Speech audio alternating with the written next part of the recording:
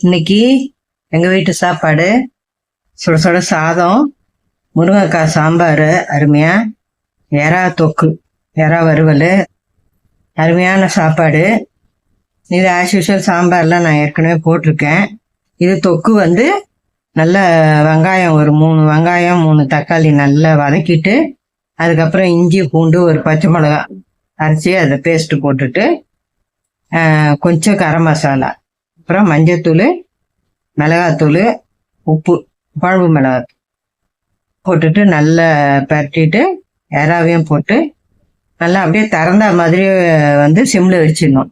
அது தானாக அந்த தொக்கெல்லாம் நல்லா சேர்ந்து எறா தொக்கு சூப்பராக இந்த மாதிரி வந்துடும். இப்படி தான் நான் வறுத்தேன்.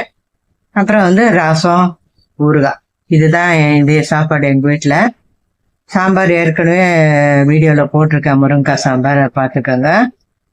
இந்த வீடியோ பிடிச்சிருக்கோன்னு நம்புகிறேன். பிடிச்சிருந்தா லைக் பண்ணுங்கள், ஷேர் பண்ணுங்கள், எங்கள் சேனல் சப்ஸ்கிரைப் பண்ணுங்கள். தேங்க்ஸ் ஃபார் வாட்சிங்.